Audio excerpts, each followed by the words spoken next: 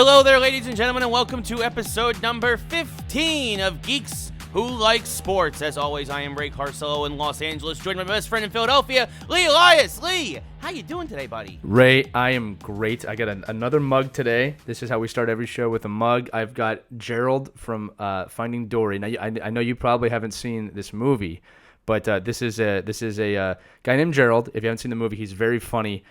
He's the hidden gem of that movie, Finding Dory, and I believe that does fit into the geekdom realm, although it be a children's film. But I'm very excited to be with you again today, episode 15. Like you said, we've got a great show. We're going to talk about Spider-Man today, so this is your warning. Our spoiler cast. Right now. Woo! Yeah, spoiler cast. Turn it off if you haven't seen it, or if you don't care, keep listening. But this is our spoiler cast for Spider-Man Far From Home. We're also going to be talking about USA football, also known as soccer in this country. The team that won the the World Cup has been won by the USA once again. We're excited to talk about that, and we also have a really great mashup today, which is going to pit dynasties of geekdom. I'll just say that. We're going to have a great discussion over that. Also, want to announce, Ray, I'm announcing this for both of us, but we have been invited. We are humbled by this and shocked, but we have been invited to PAX West on August 28th through September 1st, sometime in there, to do a live show and have a panel, and we are unbelievably stoked about that. Unbelievable. Yes, it is going to be amazing. I have been to PAX many times. It is a fantastic show. It is one of the best gaming conventions of the year, PAX and PAX East in Boston, but this is the PAX Prime, they're just calling it PAX West now, up in Seattle. It's a ton of fun. I'm really excited for you, Lee, because this is going to be your first PAX. So I can't wait to show you around. It's not my first convention, but first PAX, yeah. Yeah, so this is going to be, of course, Penny Arcade Expo. This is going to be a lot of fun. Again, like Lee said, we are humbled that we've been invited to host a panel and to do a show there. So if you are in the Seattle area and listening to us, or you're going to PAX, look for us. We will be in Seattle from late Wednesday on the August the 28th through Sunday the September the 1st. At the show, we don't have a time locked in yet for our panel, but as soon as we do, we will let you know. While we're also talking about scheduling and stuff, we should mention that next week we will be off schedule again because I will be down in San Diego for Comic-Con working the DC booth with Warner Media. It's a horrible life, right? I you know. Have a horrible life. Woe is me. Me. No, I'm super excited for that. Also, I mean, if you see me there, if you're down in San Diego, please come by the Warner Media booth. I will be there all day Friday, and I will probably be walking the floor on Saturday. Actually, I will definitely be walking the floor on Saturday. So if you see me, come up and say hello. We'd love to talk to everybody about geek stuff and sports stuff, whatever you guys feel like, for sure. So, so some great things on the horizon for Geeks Who Like Sports. Definitely an exciting time for us right now. And we got a lot of other great stuff coming down the pipe. But for now, this is the most immediate stuff. Super exciting. Well, I'll tell you this, too. There's also a call to arms that if you're listening to this show, you have made this possible, but now is the time that we need you to tell your friends about the show because we want to expand our audience, and there's a lot going on behind the scenes right now with Geeks Who Like Sports digital empire infrastructure, I'll call it, to make this show bigger and better. But I can't thank you guys and people listening enough because you're really the reason this is happening. You got the word out there, and now we're going to PAX. So that's a good 4-minute intro about us. This is, again, going to be your warning. We are about to talk about Spider-Man Far From Home, a Marvel film, the 23rd film in the Marvel Universe, an epilogue of sorts for the Endgame. Make sure that you tune off now if you don't want to hear this, or go watch Infinity War. Go watch Far From Home, and then come back. Go watch Infinity War 2. Why not? Go watch that. Go watch them all. Far From Home. Yeah, and then come back. Yeah. Unpopular opinion: Infinity War was much better than Endgame, but we'll get to that another time. In terms of a film, film, yes. Yes. In terms of fan service, no, not at all. No, yeah, exactly. In terms of what, again, we've talked about this. In terms of what Endgame did and what it meant. Yes. Endgame, of course, is one of a kind. Yes, but absolutely. In terms of a film, if you're talking about just true film critique, then Infinity War is a better film. And I would actually go as far to say that Infinity War is probably one of the top 3 Marvel films. But we're not going to talk about Infinity War today. We're going to talk about Spider-Man Far From Home. So, Ray, do you want to go first, or do you want me to go first? Yeah, I could go first. I really enjoyed Far From Home for the most part. We are on a bit of a downtrend coming after Endgame, like you mentioned. It is an epilogue. We are kind of on that down slide a little bit, so it didn't live up to something of Endgame's caliber. I would say it's kind of middle of the pack for me in terms of Marvel films. It's definitely, I liked it better than the Ant-Man movies. I think I liked it about as much as Homecoming, really. Because I think there were some each of those things did different things better. So I would say they're about on par. But yeah, definitely better than the Ant-Man films. I like it better than Guardians of the Galaxy, and maybe that's just because of my own proclivity to enjoying, I think that's the word, to enjoying Spider-Man. I'm a big Spider-Man fan. For me, growing up, it was always Batman and Spider-Man were the two heroes. So for me, I'm always going to lean a little bit more towards enjoying Spidey just in general. Grew up in the Maximum Carnage era, separation anxiety, things like that. So the best, that was, I mean, we grew up in a really good Spider-Man time. Let's put it that way. No, for sure. Did. Yeah. And I enjoy and I love the film because I love how it really gets Spider-Man's high school years. It nails them very, very well. Yeah. For sure. Him trying to balance everything. I love Ned. I love Betty Brant. I obviously love MJ. I've never been a big Gwen Stacy guy. And again, this is because of the era I grew up in. For me, it's always been about Mary Jane. Yeah, me too. I think Zendaya and his relationship is... It's really cute. Like, it is. It's just really fun to see playing on screen. And it's awkward, and it's definitely different than what you typically get. But it's a modern take. It's perfect for the modern era of Spider-Man. Yeah. So there's that. And then, of course, and this is where we're going to get the spoiler part, we kind of knew it was going to happen, but they did Mysterio like you should do Mysterio. It was all one big scam. I was waiting for it. You knew it was coming. And as soon as it happened, it was the best thing ever. I was like, yes, he's just this. It's just Quentin Beck. He's just, there might be a multiverse, but he's not from another universe. He's just a dick. He wants all the fame for himself. He wants all the money, and I love it. I mean, and again, and they tied it perfectly into the larger Marvel universe. The fact that you had that scientist from the first Iron Man movie as like his second in command, which, by the way, I think this is going to lead to a lot of stuff coming down. I know that you had advanced idea mechanics in Iron Man 3, but I think if they're smart, this could be the beginnings of a new AIM that you could have. Yeah. You could have that dude like become like the head of AIM, or you could have him now like become like, because now again, folks, we've warned you.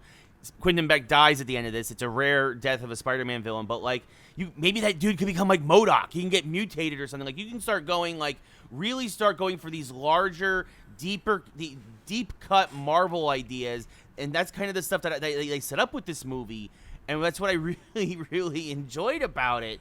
But yeah, I can't gush enough about Jake Gyllenhaal as Mysterio, and I'm going on a rambling rant here, and I'll let you get. You clearly did not enjoy this film at all. Yeah. You clearly hated this movie. Because I do have some criticisms, but I'll get my criticisms after I give you a chance to gush and you tell me what you think about Spider-Man Far From Home. Sure. So my story with Spider-Man starts actually from Homecoming. All right. So Homecoming was actually, believe it or not, the first Marvel film that I didn't go to see in the theater. And the reason for that is twofold. One is because I have young children, and I think we were going through a time period where I think sleep was probably a little more valuable than seeing that movie, although I have seen every other movie with that said. But Homecoming for me was tough to swallow because it was the first Spider-Man film with Tom Holland outside Civil War, which was great. And, I was a Tobey Maguire fan for a long time, and I was a little burnt out from Spider-Man at the time, only in the sense of, we didn't know what they were doing with him yet. I love that he was in the MCU, but it's like, look, I don't want to do this again. And now when I did see Homecoming, I really enjoyed it, but it was very much, as you said, it's a high school type film. All right, and it's also Marvel clearly trying to kind of get that younger audience involved in the MCU. We have to remember the MCU is 10 years old now. So, if you were 25 when it started, you're 35 now. Not saying that that's Ray and I at all, but it may or may not be. Yeah, it is. But now you have to get a little bit of a younger audience, and everybody loves superheroes, but it's a good way to connect to them. Now this movie, which again, I think it's very important to say this. It is an epilogue to the Infinity Stone saga. All right, it is an epilogue to Endgame. It definitely is in that storyline. But it's also, you have to say this, it's also a sequel at the same time. This is very much a sequel to Homecoming. And that's established very early in the film with how they talk about the blip. By the way, I was reading about this. So the snap is when Thanos snapped his fingers and killed half the people in the universe. And the blip, that's all I had, is when people returned. So there is a difference between the snap and the blip. Okay, the blip is the return of half the people in the universe. And this movie starts off right there, explains it in a really hilarious way, which I love. There's like a little very high school level montage of the fallen superheroes. But it's a sequel to Homecoming, right? Now, here's the thing. I really did like it. I really did like the flow of it. I liked that they went to Europe. I liked that they reestablished the characters. I thought they actually did the characters stronger this time. Yeah. There was one high school girl missing from the first movie, but they can easily just say, "Oh, well, she didn't get snapped, so she's in college now somewhere." Yeah. But yeah, I with Zendaya and Tom Holland, their chemistry in this film was a lot better than it was in the first film. With that said, Mary Jane in the first one, we didn't know she was Mary Jane until the very end, and she was just kind of a geeky character. I think we all kind of figured it out. But yeah, I love the way the movie goes. I did love Quentin Beck. I love Mysterio. You're right. He was a dick. He's exactly the way he needed to be. And the fact that his character makes this switch halfway through the film to kind of reveal that. But he's this very strong kind of role model for Peter Parker the first half of the film. And when he switches, he really switches hard. Like more than I thought he would. Like we knew something like that was going to happen. Like we knew. I think you and I discussed this. We said it's one of two things. He's either going to do exactly what he did and switch and become the dick and this envious person and hate Tony Stark and all this stuff, or it's going to be like he's actually good and something happens to turn him bad, which is not the case. All right, I'm going to get to my gripes with that scenario in a minute. But when he turns, Jake Gyllenhaal did a great job. I mean, he really goes from opposite. It's an opposite character immediately. Oh yeah, It was really fun to watch that happen. I will tell you this. I am, and I'm actually a little bit bashful about this because it's obvious now looking back. I'm upset that and follow me here. I'm upset that the multiverse wasn't revealed and it turned out to be a ruse. Now, with that said, I'm saying I should have known that because if they put it in the trailer, I should have known right then in the trailer this is not going to happen. Right, yeah. All right. But as you said, it's not off the table. Yeah, it's not off the table. They didn't do anything to make you think, oh, it's not real. It's just they mentioned it. We do know from Guardians of the Galaxy that there are other dimensions. Like they have hinted towards that. They're just not opening it up right now. And this movie very much takes place on Earth. Okay, so and if you've listened up to this point, I gotta tell you this: we got some major spoilers coming now. Okay, so aside from Mysterio, I'm gonna say "quote unquote" dying at the end of the film. I mean, it looks like he is dead. I mean, you never know with Mysterio because that's the thing. Quentin Beck is probably dead. Okay? Yeah, that's true. But Mysterio might not be dead. But what's also great is that we saw this is that like his illusions are so incredibly real to Spider-Man and like to everybody. Like I mean, there's a sequence there, folks, where like that leads up to the ultimate battle where it's Spider just trapped in hallucination after hallucination after hallucination. And it was awesome. and like Beck just gets him like it's just emotional gut punch after emotional gut punch, and like he's getting swarmed by Spider-Man clones, and Mysterio is a giant, and like everything, like every classic Mysterio like illusion that Spidey has seen over the years felt like it got jammed into this amazing 5-minute action montage, and it was just. Like I mean, I was almost on the edge of my seat. Like I ran out of popcorn. I was just like, "Oh my god, it's happening!" I mean, and that's what you look for. Spider-Man versus Mysterio. It's happening. Yeah, and that's exactly how that battle would happen. In fact, I said to my friends that this is the Star Wars Sith vision we deserved and didn't get. Yeah.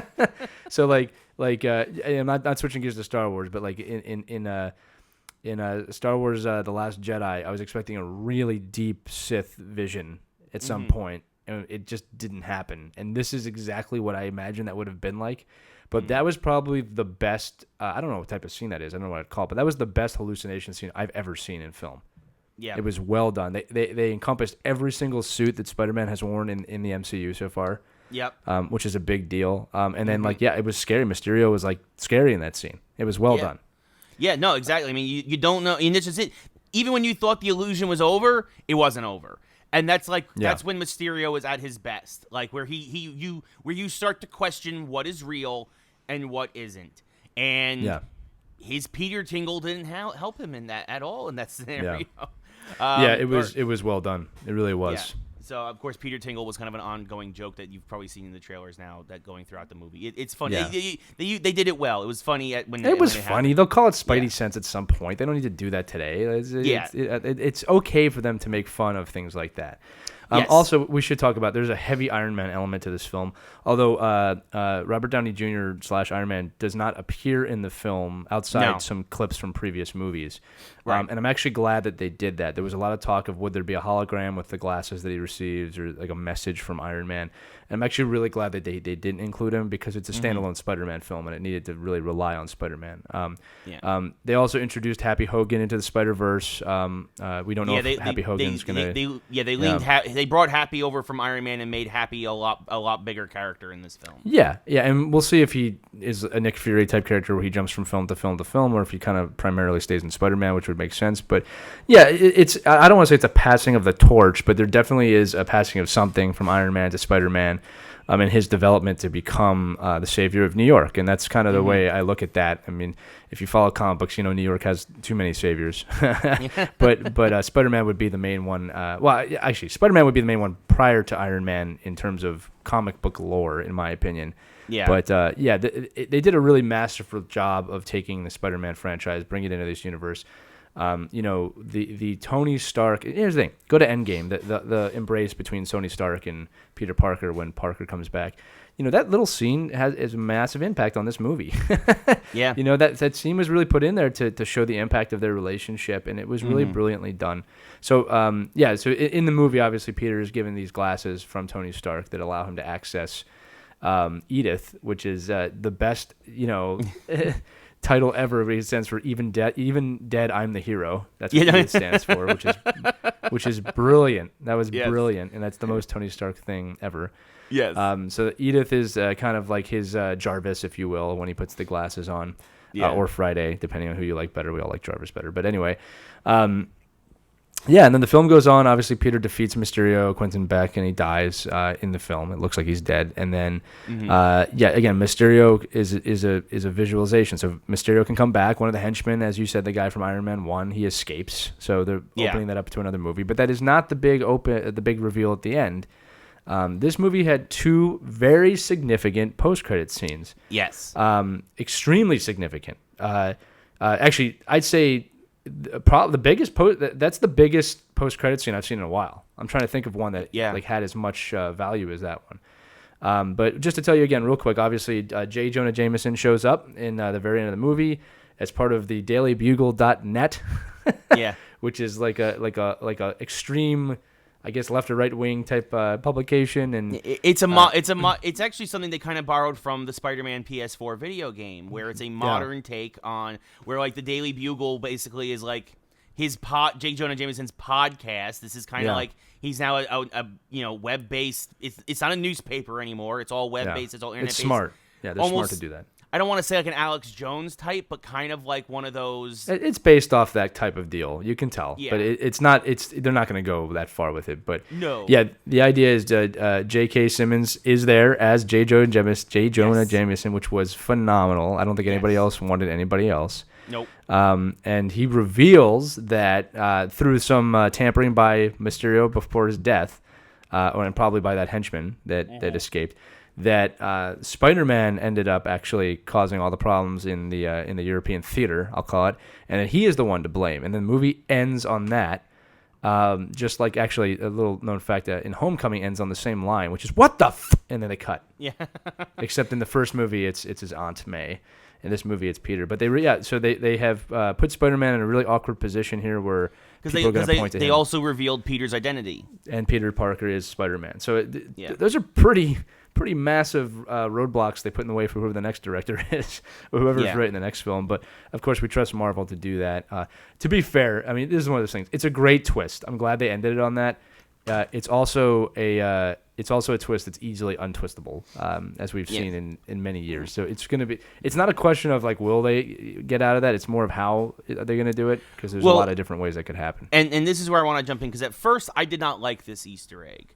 I was not happy because it had turned what had felt like a really nice bow on everything, and it came all undone because, like you said, it opens up all these questions, opens up all these doors, and it also kind of paints Spider-Man in a very bad light. He suddenly goes from being this celebrated, beloved hero to now potentially public enemy number one again. He's a menace. Yeah. He's a spider menace, But like, what I think is after some deep thought, is that I think it's actually great because they're going to do two things, right? Tony Stark at the end of Iron Man 1 owns up to being Iron Man. He just embraces it, right? Yeah, that's his character. Spider-Man, historically, he doesn't want the spotlight. He doesn't enjoy the spotlight. He really tries to, not shun it, but he tries to keep it at arm's length. And that's to protect his friends and family. He's very vocal about that, yeah. Right, exactly. I mean, and that's why in Civil War, it was such a big deal when he revealed his identity publicly, so much so that he was guilty and ended up switching sides to Cap's team. It's Civil War in the comics, not obviously Civil War in the movies. Which is a great comic book if you get to read it. It's very different from the film. It's very different. It's very different from the film. Very different. Ends completely differently than the films do.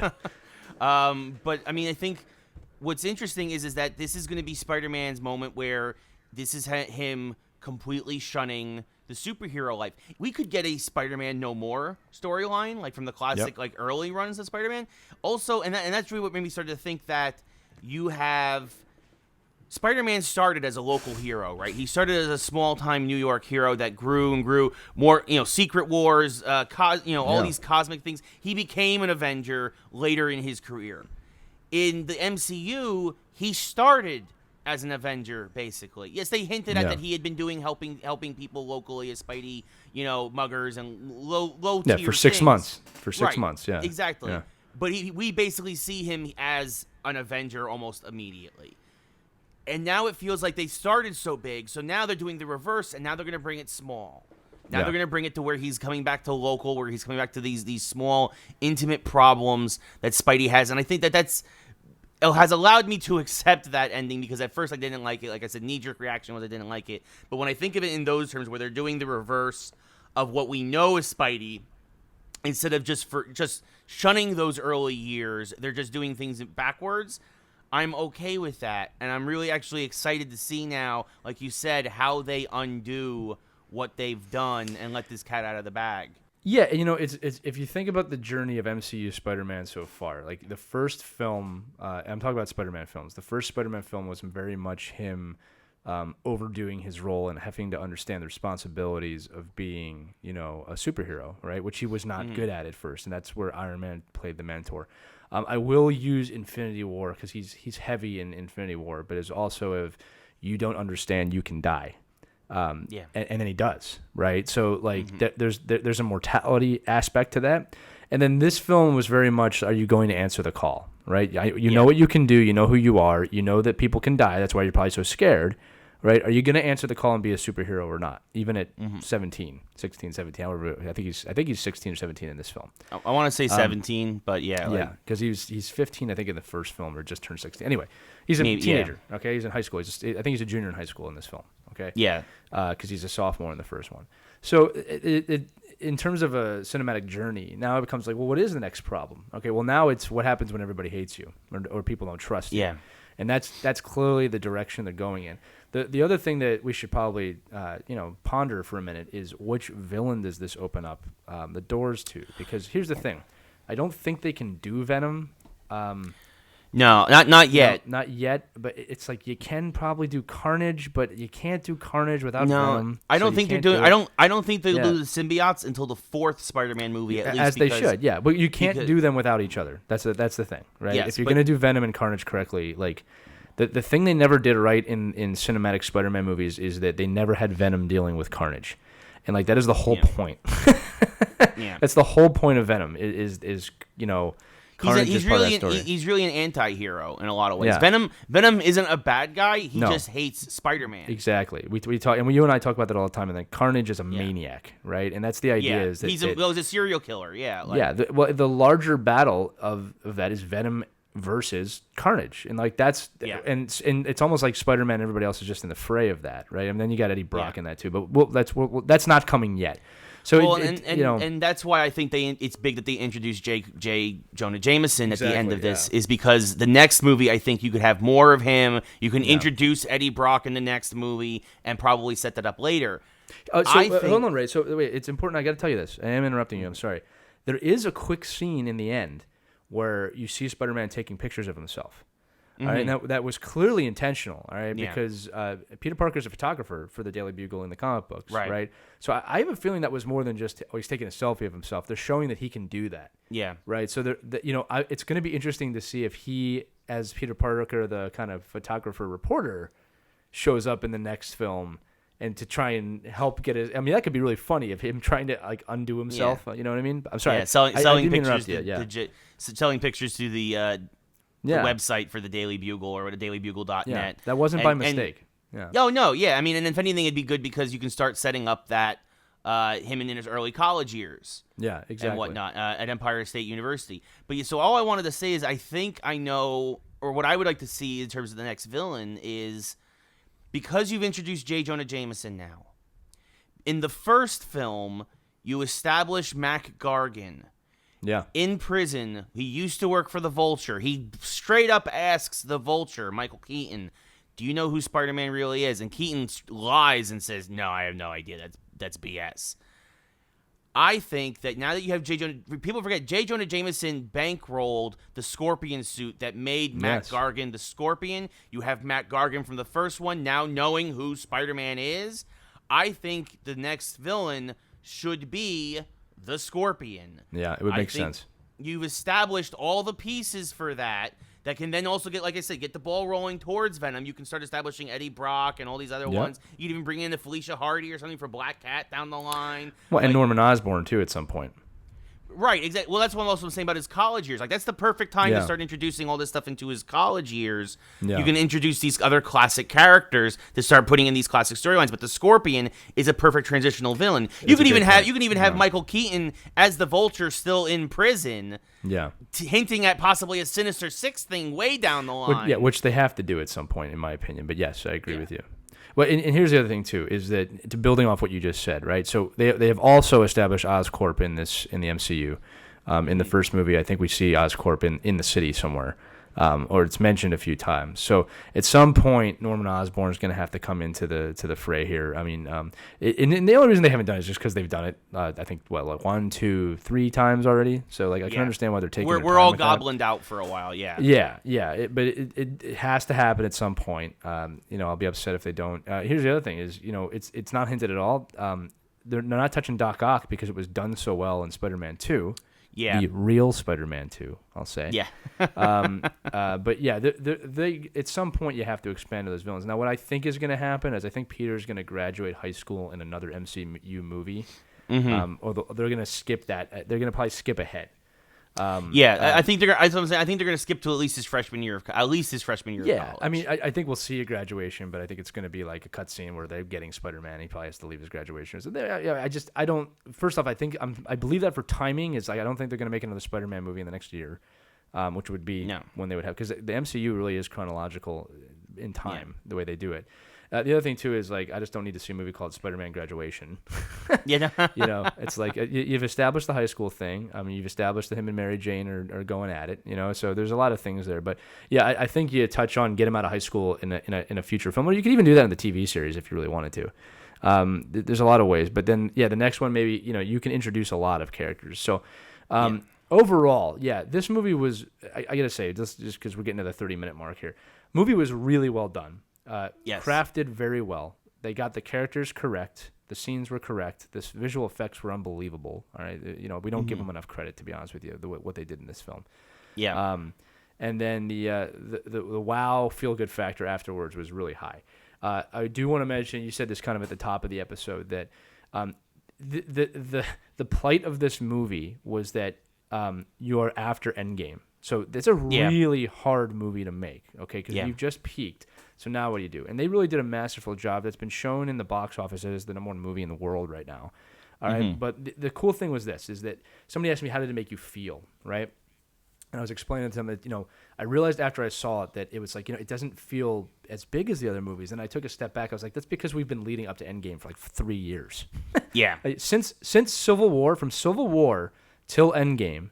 And if I'm not mistaken, it's Civil War, Spider-Man, Ant-Man 2, obviously Endgame and Infinity War, and then there's also Captain Marvel in there. Am I forgetting anything? Captain Marvel. It's 5 films. I can't remember when Doctor Strange and Black Panther came out. Oh, that's a good question. I think Doctor Strange was Black Panther right came out Civil the year before Captain Marvel. So Black Panther. Definitely That's 6. And Doctor Strange, I believe. He's not in Civil War, but I know he's at the very end in the cutscene where they talk to Thor, right? Am I mistaken on that? Anyway, no, because they're not in Civil War. So I'm sorry. So anyway, there's at least 6 films there where we've been leading towards Endgame for that many films. So, and this is the first film that doesn't have that, right? So what it made me feel like, and I was talking to my brother, my birth brother, my blood brother, not that you're the same thing, but I was talking to my brother about this, that, it felt like Iron Man 2. When I left the theater, like I was very satisfied after Iron Man 2. It was a good movie, but it feels like that. It doesn't have the onus of a Phase 4 film ending. Yeah, you know what I mean. But it was a good movie. It brings you back a little bit. And then the other thing too is I talked to you about this off the show once, but I always say like Ant-Man is kind of the average Marvel film, right? When you think about it, like, Ant-Man's a good film. It's average. It's not above average. It's not below average in terms of all the movies of the MCU. And you and I will have to rank them at some point. Yes. As we spoke about. But my brother and I always say, well, was it as good or better than Ant-Man? That's kind of the gauge, right? Because if it's above Ant-Man, that's good. And remember, there can be more movies above Ant-Man than below, and there are. And yes, this is just as good, if not a little bit better than Ant-Man. So, I think it's better than Ant-Man. Yeah. Overall score, really good, really fun. It does Spider-Man justice. I think this film also really does solidify Spider-Man comfortably into the MCU for me. Other people might have been there already, but I told you I had a little problem, not a problem with Tom Holland or Spider-Man, but it was uncomfortable for me when they brought him in at first.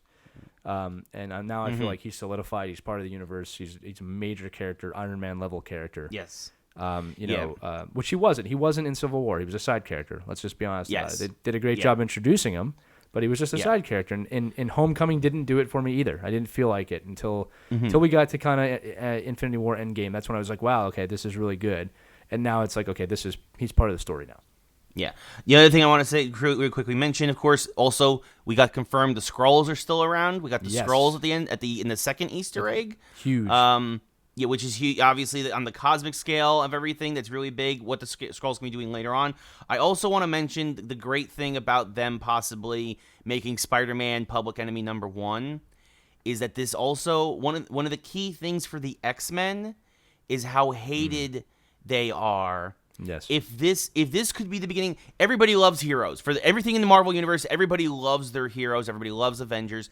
This could be the moment where you have public opinion start to turn, and that's when you can start to have the X-Men show up. Yeah, where mutants. people are, and you might not even call them mutants because you've already had Quicksilver, you've already had Scarlet Witch. You might do a thing where you might not call them mutants; they just might be like powers. You might not call them something else, but like they're super powered beings that people don't like because you can now have like you could have accidents, you could have a Jubilee accidentally blowing something up at the mall. You can have a Cyclops, his shooting something, lasers coming out of his eyes at school or something, and then you can start to establish like these powered beings. How about this too? Been around us for a while. Here's something we haven't thought about. What would happen if Wanda at the end of a movie, like somebody walked out of the shadows and she goes, "Oh my God, it's my father."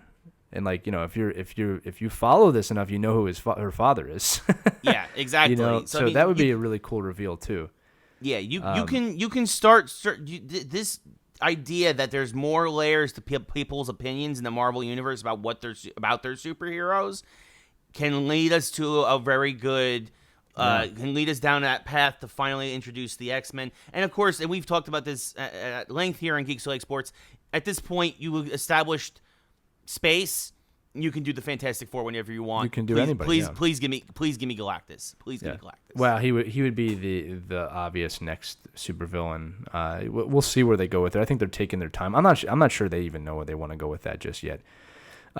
Which is okay, And then I also say too that one of the little tiny rewards of this film was that Nick Fury, Samuel L. Jackson, his character for most of the film just seemed off to me. Like there was something about him I didn't like. And I couldn't put my finger on it, but like he says in the movie, like I've been gone 5 years, I don't know what's going on. And it just seemed discombobulated the whole film, and it was really uncomfortable. And then you're rewarded at the very end with a cutscene of it wasn't him at all. Like that was a Skrull as Nick Fury, and Nick Fury is actually looks like Nick Fury is on Marvel's science ship somewhere in space. Yeah, with the rest of them, which is cool. And like I recognize that ship from the end of Captain Marvel. So I love it. I love that they just left it wide open. You can go so many different places from there, and that's what Marvel does so well. Is like you don't know where they're going. It's the exact opposite of what DC does in film. You know what I mean? It's just like what a hot mess. Brilliant. So again, final thoughts on this is Spider-Man Far From Home was a brilliant film. Did a great job. It's very satisfying. It's worth seeing. It's worth spending the money to go see. Much more so than Dark Phoenix. Don't go to the theater and see that like I did. The more time that goes by, the more I realize how bad that film was. I mean, it was X-Men 3 level disappointing to me now that I look back on it. But yeah, listen. So it's a big score at the box office for Marvel. I mean, they've got the World Cup of movies going on right now, and Marvel has won again. Help me with the segue here. Let's get a bigger one. Right. So let's just segue right into it. So we want to talk about the sports section today. It would be a little bit of a short segment, but we want to congratulate the USA women's soccer team on winning their fourth World Cup in history, which is a dynasty, but also just winning the World Cup. It's a championship moment for the country. It's a championship moment for women. It's a championship moment for all of us. And again, I'm leaving politics out of this today because I think that talking about the overtones of politics within that team diminishes what it is that they accomplished. I don't want to talk about it. They won the World Cup. That's what I want to talk about. So just want to send a huge congratulations to that team and all those women for representing our country. And again, like I wish, I when I refer to them, I don't even say the women's World Cup team when I talk. It's just, we won the World Cup. USA won the World Cup. It's awesome. Yeah, well, I mean, it's phenomenal. They've in the history of the Women's World Cup, which hasn't been going on as long as the Men's World Cup, the USA team has always at least placed. They've always at least had a top 3 finish. But this is their 4th, I think, in 9 since World 91. Cups. Yeah, 91 right so, too. Yeah. Absolutely phenomenal. Absolutely dominating. They dominated the entire tournament. They came out, made a statement, winning 13-0 against Thailand in their first match, and then it didn't matter the level of the competition. I think it was England that gave them a bit of that was the 2-1 game. That was a bit close, of that was a close one. But other than that, 2-0 against the Netherlands. They dominated the entire course of the match. It's just congrats to the women. They're on a whole nother level than the rest of the world in this particular field, and it is everybody's such a great story. Not going to get into particular politics, although I will mention that of course one of the things that has come up is about the equality of pay for the World Cup teams, and for that I will agree that, like, considering that our women's team makes more money, makes more ad revenue, makes more revenue for the cup for USA Soccer and for FIFA Soccer. Yes, they should be paid the same as the men.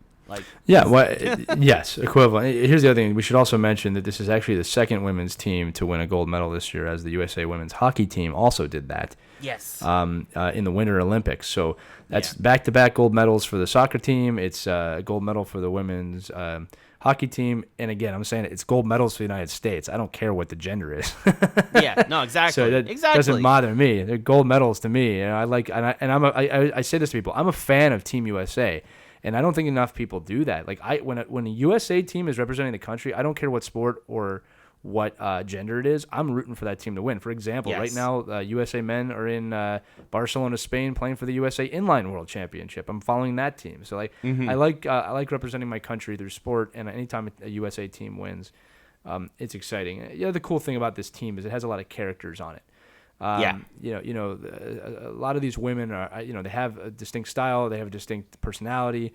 And it's making an impact on our society. They just had a ticker tape parade in New York City through the Canyon of Heroes. I believe they're going to be in Washington and go in front of Congress.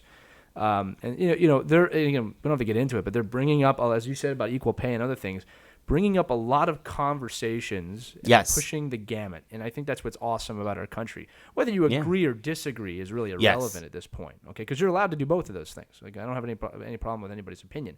But I like when a sports team can push the gamut, to push an issue, to speak about it, because that's what we need more of right now. It's just discussion, and they're forcing discussions. Well, and that's really what's great about, like I said, and I'm not going to the mashup yet, but that is one of the things that makes a team great. When you have characters, you have a mission, when you win, and when you're forcing things to change. That is really the sign of a great dynasty / team up / I mean, these women are superheroes to me in terms of what they did on the field. It's awesome. Yeah, no, it's true. That's when sports is at their best. Like, people who say sports athletes should not be making a statement, again, whether you agree or disagree, whether it's football players kneeling on the sideline, whether it's Jackie Robinson breaking the color barrier, like, these are things that, like, sports have a history of changing our society for the better, because they at least start a conversation. They don't end the conversation. They don't, but they at least start it. And it's that's important. As we talk these things through, as we have healthy debate and discourse and come to compromises and work together as Americans, we come together and find a way to make everything better for everybody. It's a gradual process, but it does happen. And a lot of times you can point to sports as a great catalyst for that. Yeah, and one of the things about America that is really awesome is that we have the opportunity to change things here, good or bad. And that's not something that you have the opportunity to do in every country historically, really not before 1776. And recently, not every country allows you to speak your mind like that.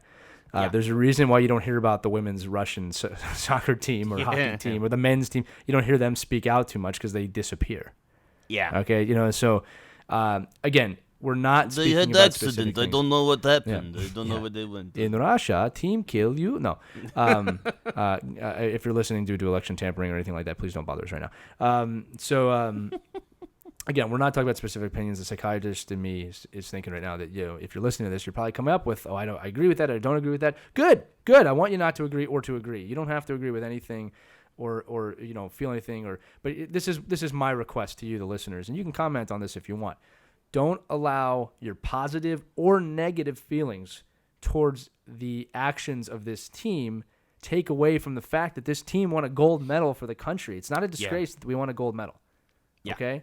All right? It's not a disgrace that people are outspoken. That's okay. You don't have to agree, but don't let it ruin the fact we just won the gold medal. Don't look back on this moment and go, oh, they won, but yeah, no, it's still an amazing accomplishment. Yeah, huge. So, again, congratulations to the USA soccer team on winning the World Cup. Congratulations to the USA hockey team on winning the gold medal in the Olympics earlier this year. And then, also in sports, we have to tap on NBA free agency a bit because some big blockbuster things happened. Namely, Kawhi is going to the Clippers, which sent ripples through the universe. Yeah. Or I should say Canada. Well, Canada's the universe in general, because it also means that Paul George is going to join him now with the Clippers. Yep. This basically means you have it's going to be the Battle of LA. It's going to be a true civil war here in LA, because you're going to have both these teams, the Lakers and the Clippers, be very good at the same time. Well, three California teams are going to be really good. I know because the Warriors State's are up still north. They re-signed Clay to the maximum. Steph is obviously still there. It's a West Coast sport now. If anything, these all three teams now, here are the Warriors and the Lakers and the Clippers were here, and now everybody's kind of like this, right? Where everybody's come down to the same level now. Then the Clippers might actually be the best of the three, because they have a lot more depth now than the Warriors or the Lakers. Because the Lakers, they have LeBron, they have Rondo, they got AD from New Orleans, but I mean, I would probably take the younger, stronger team that is the Clippers have built over the Lakers right now, who, I mean, Rondo and LeBron are great, but they are getting older. They aren't what they once were. AD is obviously in his prime, but I don't know if he can carry a team. The cool thing is you have all these questions now. That's what it's going to be good. Yeah, and Houston got better yesterday. As we're recording this, the Houston Rockets traded Chris Paul. I shouldn't say they got better quite yet. They traded Chris Paul and a bunch of picks to the Oklahoma City Thunder for Russell Westbrook. So they've rejoined Harden and Westbrook, two premier talents in the league. But the reason why I don't say they're not necessarily better is they're both used to being the guy. They're both used to. Now, of course, Westbrook and Durant were able to find a way to coexist together. But I don't know if Harden and Westbrook, there's going to be enough touches of the basketball between the two of them to where they'll be able to get along. And Chris Paul is known as a facilitator. I mean, that's his, as the point guard, that's his job. He makes sure everybody gets the ball, plus takes his great shots. And now you've lost that. You've had two guys now who are at the forefront. So on paper, Houston has gotten better, but I'm curious to see how that actually plays out in the long run. But either way, it looks like you've got four powerhouse teams in the Western Conference again. Yeah, which brings up some good points. So it's a West Coast game again, or it's a Western game again now. What that does also in the East is it opens up.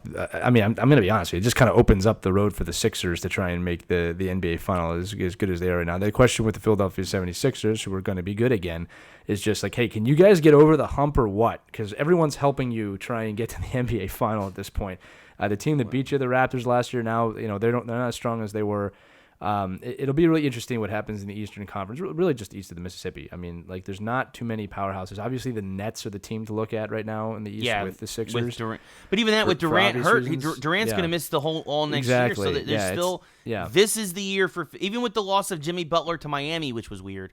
And JJ Redick left too. But we're getting younger. But you still have that core though. We do. Because Boston lost a lot of guys.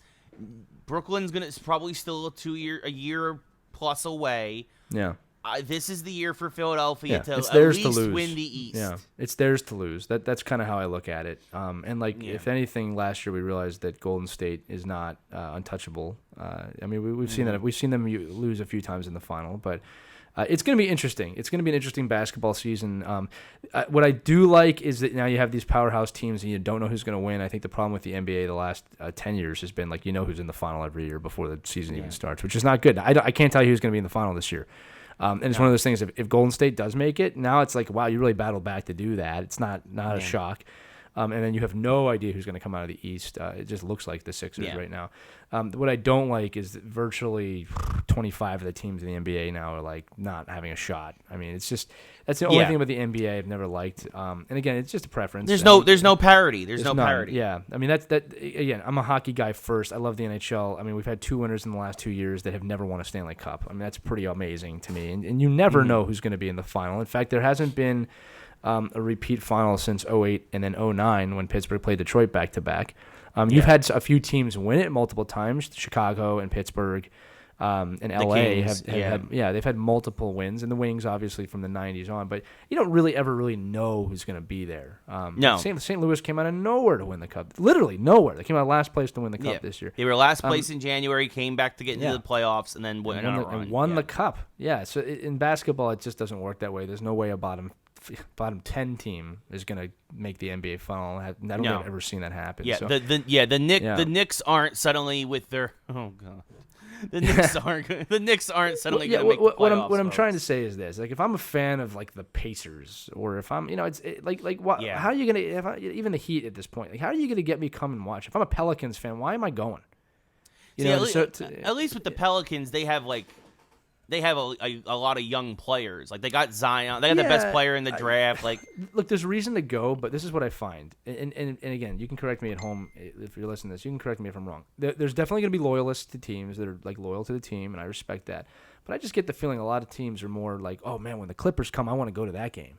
You're going to see both teams, which is not limited to basketball. To be fair, I'm not trying to rip on basketball. It's true of any sport when a star shows up in a city. But it's just like, if I was. I'm just trying to think if I'm a Timberwolves fan, why am I going? Yeah. No, I mean, and this is something that I've kind of said. I mean, as much as a great player he is, Yeah.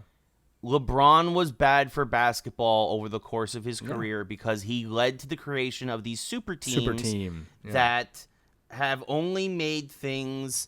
Like you said, it's only hurt the parity of the NBA over these last few years. Again, the last 5 years, we knew the Warriors were going to be in the finals every year. We knew absolutely. when LeBron was on the Cavs that they were going to be Every year. near the finals. Or there was no reason to watch until that last round. And it's like, okay, which one of these two teams is going to win? The fact that we're like celebrating that there's 5 good teams now in the NBA, like, That's a good point.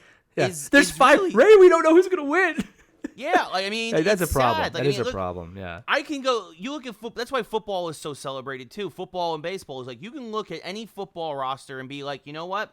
If this breaks right for them, if this player has a breakout year, this team can do something. If baseball, if these guys come together, if this pitcher finally hits his prime, these guys can do something. Nobody saw the Twins coming out this year and being one of the best teams in baseball. Nobody saw. I mean, yes, the Patriots are the exception, but like. But they don't always win. I mean, no, they don't. They win Your half Eagles the time. 2 years ago. Your Eagles 2 years ago is the perfect. My Giants 8 years ago, 8 years ago is another perfect example of that. Like, I mean, you don't have that in basketball. Look, like the Pats dynasty is spread out from 2001 too. We also have to say it's a spread out dynasty, and that's what it is in football. And again, in recent years they've come back to promise, but they're not. Right now they're not as strong as they were. And like it's just the question of this is, I mean, in terms of repeat championships, if you can go through all 4 major sports outside soccer, which we just did it again, but you can go through all 4 major sports. It's like you don't know who's going to win each year. Yeah, and somebody might say, "Oh, come on, the same 5 teams do that." That's not true. That's not true. In the NFL, at least 15 of those 32 teams can win every year. Guaranteed. Yeah. At least 15 of them are good enough. And as you said, a lot of that can break down to just, hey, man, maybe you have a bad divisional year and you're out because of that. Yeah. You know what I mean? Like I said, that's one of the things about our division. The NFC East, like you really never know who's coming out of that thing. And you never know who's winning a divisional game. And you'll say, even the Giants are powerful, the Eagles are powerful. If we're playing the 4th place team in the NFC East, you can't take it lightly. Yeah, because it's going to be a good game. We know that. In hockey, the 31st team won the Stanley Cup from January 1. So that just blows that right out of the water. And then in baseball, there's at least 15 teams every year that can get through. And I think the fact that the wild card team's been winning the World Series every year, that just goes to show you as well. Yeah, I mean, exactly. I mean, yes. Last year, Boston was the best team in baseball last year. They won. That's a rarity in baseball. Yeah. That is, it it does happen. Yeah, but it's Yankees. a rarity. Sorry, Yankees haven't won in 10 years. No, they haven't. Thank you, Ray. Oh man, it feels good to hear you say that. Okay, I wasn't going to say it is what it is, right? It is what it is. Like they were always in. They're always in contention, sure, but they don't win. I know what you're saying. You just don't know. That's my point. In basketball, you know, right? Yeah, look at the NL Central this year. Very briefly, going to touch on baseball. Literally, every team in the NL Central can win the division right now. Yes. The Reds, who are in last place, are only 5 games back of the Cubs, who are in first place. That's how tight that division is. That's unbelievable for a divisional battle at this point of the year. That's unbelievable. Yeah, we're at the end of the All-Star break. Like 2 or 3 of those teams are getting screwed. At the end, and it's going to be by a game or 2, and you know. Yeah, and you know what? Exactly. Yeah, and we're going to hear a lot about if this umpire did this or this play happened, but that's the breaks anyway. Go ahead. Sorry. Go ahead. So yes, I mean, I just wanted to mention, like, I mean, and it's just, and a lot of this again because the NBA, it's their union is very strong. The players have controlled a lot of this, and it's just because all the players, they just want to play with their friends. You know why? Because they're all they are is.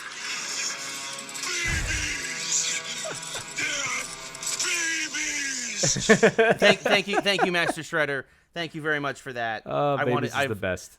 Yes, I'm sorry. Teenage Mutant Ninja Turtles 2: Secret of the Ooze. It was a great film. Yeah, not as good as one. I had to work that in. I'm sorry. It's fine. We'll take Shredder anytime. Again, Shredder who took on Batman. Go check that episode out. It was a good one we did about a month ago. I do just want to say this real quick. Look, I don't dislike basketball. I think a lot of people take that tone from me. I actually love basketball. People think I'm crazy here. Ray, I don't even know if you know this. I actually prefer of the live sports to watch. Basketball is actually my favorite to go watch. All right. Yes. A lot of that's because I've been coaching hockey my whole life. So when I go to watch a hockey game, it's not really as a fan too much anymore. And, football's okay, but it's not as exciting as basketball. And baseball, it's great if I want to have a beer and sit with my friends and hopefully not get cracked in the head with a foul ball. That's last week's episode. You can check that out too. But basketball is my favorite sport to see live. But I just this type of situation they're in, it's not sustainable for business long term. And I think they really need to think about it. Like you said, the creation of the super team. Thank you for that segue. The creation of the super team in basketball has really been detrimental to the sport. But let's talk about super teams, Ray, which brings us to the mashup. We're going to get a soundboard one day. Yeah, I just felt like I had to do something. If you watch this on YouTube, you can see what I did to make that happen, by the way. But this week's mashup, we're going to have a really fun discussion here, okay? Yeah. We were talking about dynasties kind of in sport and super teams, okay, when it's basketball or the soccer team winning 4 World Cups. So Ray and I want to have a discussion. Again, what I love about these mashups is they're never as easy as you think they are, right? You think it's going to be obvious, but it's not. And the mashup today is going to be which geek team-up / group would become a great dynasty in sports, okay? And now we're not talking so much about ability, I think, is just the group to get together. And the reason I say discussion and not like a top 5 is because right away you go, oh yeah, the Avengers or the Justice League. They would be horrendous in sport. All right, they have members changing all the time. They never get along, right? Like they would not do great. They might win one here or there, but they are not great picks for this, right? Yeah. Like when you think about it. So Ray, let's just have this discussion. Like what groups, and again, this is beyond comics. This could be any geekdom team up ever, all right, of 4 or more people. Who do you think is on this list of like, wow, I'd really want to see them play a sport together? Oh man, this is a tough one. Like this is something I've been like racking my brain about, like, because you mentioned the easy thing is to say something like the Justice League. They're the first super team. They're the ones who came together from the very beginning. Like they've done it. They've always, it's hard, right? Because I lean towards video games, but like what great team ups have there been in games that like have been original? I can give you one. From game. Well, it's not just gaming. They have a game. Oh. Yeah, I actually think, and people can roast me, I actually think the Ninja Turtles would be an amazing sports team. Yeah, no, of course. I think, for sure. I mean, I would games. That's why I bring it up. I would. The Turtles for sure are up there. Yeah. They work the best as a team, and the lineup has always stayed the same. They fill each other's gaps. They're very athletic. They're green. They're mean. They're a machine. Yeah. The babies. No, I think the Ninja Turtles really would be high up on my list. I think the X-Men don't really fit because there's just too much. Them too. Constant changing roster. One of my favorite teams is the original Gears of War lineup. Yeah, that would be good. That'd be really good. Phoenix, Dom Santiago, big guys. Yeah. Coltrane was a sports player before the Emergence Day. Like, woo, ride the Coltrane. He was basically, he was thrash ball, but it was basically football. And Damon Baird. Those 4 guys were like super tight knit. Until the end. Like the original Gears trilogy. Obviously, Gears 4. It's much later. Some of them have died. It's. Yeah. But I think that's fair. Like you said. Look. Remember, Ray. There's 5 turtles technically. All right. But Coach Splinter. No, I'm just kidding. The original Gears of War guys make sense. You think Final Fantasy might fit in this? Maybe Final Fantasy 7.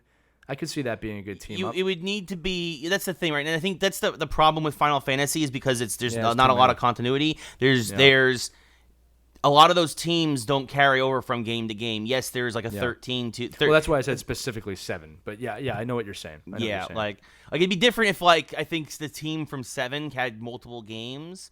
Because I think 10 had 2 games, 13 had 3 games. Yeah, but even that, those games weren't nearly as good as 7 or 8. So, again, great team.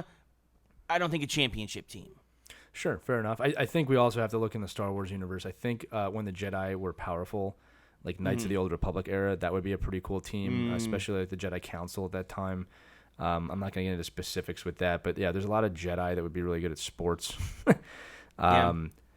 you know, we always joke about Harry Potter, but the truth is this: Voldemort couldn't take over a high school, so I'm not going to give him too much credit. Fun movies, really like the books, but you're not comparing that guy to Darth Vader to me any day of the week. There's no comparison. No, but you could say the children though. You could say the children would Harry's be a great class. team. Yeah, I think Harry, class, Hermione, Ron, they would be a really good sports team, right? Yeah, that's in geekdom. But again, this is one of those discussions where it's easier to rule people out. You know, it's like you could even use like Wolverine's special ops team, like when he was with Deadpool, prior to them breaking up, they were a really good team. I forgot their name though. They had a name. It's okay if you can't remember it either. But so that was like Wolverine. Obviously, Deadpool is one of the characters in that. There's some other ones too that are really good. I can't remember. I can see one of the guys in my head. I can't remember his name. Wasn't Saber in some versions there was Sabretooth is in it. Sabretooth's in it. Yep. Yeah. I mean, if you know in the movies, like Blob is in there too, but he's not. He's not. No, what was it? Maverick? Was Maverick? Yep. Yeah, they're good. They're a good team up. Yeah. Oh, you know, speaking of video games, I don't know what you think of it. Dude, if we're thinking of video games, some of the Mortal Kombat team ups would be really good. Yeah. All right. Like, I mean, actually, each one of them. Like, if you had the Outworld team versus the NetherRealm team versus the Earthrealm team, that'd be. Yeah. I mean, Luke Kang, Raiden, Johnny Cage, Sonya Blade, like. Yeah. Actually, the characters in 11 are really fun. I mean, yeah. And again, I beat that a few weeks ago, but Johnny Cage. But just super side note, Johnny Cage, old Johnny Cage, talking to young Johnny Cage is the best part of that game. Just so anybody wants to play that. But yeah, I mean, Mortal Kombat 11 is fantastic. Would you? I want to say the Green Lantern Corps, but you'd have to pick a specific era, because like you know, it's tough. But they'd be fun too. But yeah, I mean, we'll have to see if Asgardians of the Galaxy fits into this. Probably not. No, I don't think so. Not yet. Anyway, we need to see how it plays out, but I don't think so. I mean, it's the same thing with like. I'm thinking like of DC stuff. Like the Suicide Squad is terrible. Yeah, DC's they just wouldn't even care about the game. Again, that's what I said. Like the major comic book world here doesn't really fit into it. Like you almost have to look outside of it. Video games, and I think my pick would be Ninja Turtles. Just it makes too much sense. They'd be fun to watch. Yeah, you know, and again, they can call up the fifth turtle from the miners. I can't remember her name. Venus. Sure. Yeah. Sure, that's who it was. If we're wrong, comment below or let us know. Contact us, right? But we're about out of time here. But like, again, these are the types of discussions we love to have. We want you to have them too. We'll put something up on our Facebook group. But before I let Ray close it out, just remember, again, we're about to really expand the Geeks Who Like Sports world. All right, we're gonna have a website soon. We're gonna have more pages, and it's really important to us that you stay involved. So if you listened all the way to the end of this episode, you are the reason we are finding success with this. We cannot thank you enough. We are going to be at PAX West at the end of August. Ray and I will reunite in a vision of fear and power to let all the minions know that we are in charge. Okay, wait, that's not what we're doing at all. Yeah. But, you know. You were channeling your inner supervillain there. That's right. There is one inside of all of us. Nobody knows. Yeah. Yeah. Best team up, Founding Fathers would be a good team up. That's not really a geekdom. Yeah. In a future episode, actually, Ray, I want to discuss the difference between what a nerd and a geek is, because I think there is a difference, and I'm not sure if we fall into both categories or not. So a little teaser there is my J. Jonah Jameson tease for the next episode. But Ray is going to be at Comic-Con next week, so he's not going to be here, so we will not have an episode. So if you listen today, hopefully this will take you for the next week and a half to 2 weeks. This is Lee. I'm going to throw it over to Ray to sign off. Yes, so thank you, everybody, for listening. We really appreciate it, as always, as Lee mentioned. Email us at geekswholikesports@gmail.com. Subscribe on iTunes, on SoundCloud. We're hopefully going to have the podcast will be going to more stuff soon, hopefully. But for now, iTunes and SoundCloud. We're going to have an aggressive expansion. Yes. That's what we're going to call it, our aggressive expansion. Our aggressive expansion. Yeah, that's we're looking for new members of our team. Yeah. Yes, so we appreciate everybody who's here, but tell your friends this is the time to get on board now, because like I said, I'll be at Comic-Con next week. Come say hello. And then me and Lee will be at PAX at the end of August 28th through September 1st. We will be in Seattle. So I mean, it's going to be a great time. We got a lot of great things planned. We got a lot of big stuff planned, and we appreciate everybody who's been on board thus far. So for Lee, I'm Ray. This has been another fantastic episode of Geeks Who Like Sports, and we will talk to you in 2 weeks.